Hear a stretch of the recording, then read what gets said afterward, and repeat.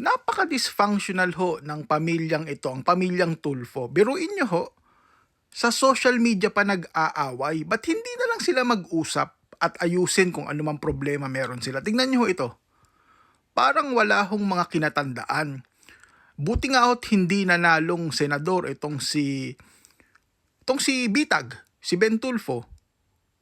Kasi tignan nyo, isipin nyo maigi paano nila maaayos ang Pilipinas kung ang sarili nilang pamilya, sa sarili nilang bakuran, hindi nila maayos. Ito pa si Rapi Tulfo, endorser ng Robust.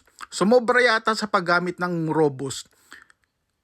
At biruin nyo, pamilyadong tao, uupa daw, o umupa daw ng mga babae. Mga kalapating mababa ang lipad at malakas pa daw magtip.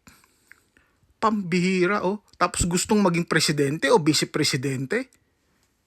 Konting hiya naman sa yung may bahay. Pamilyado ka. Hindi ko dapat ito sinasabi sa'yo dahil senador ka. Pero dapat siguro mag-isip-isip tayong mga Pilipino sa mga uri ng politiko na ating iboboto. Tama na ho sa mga ito.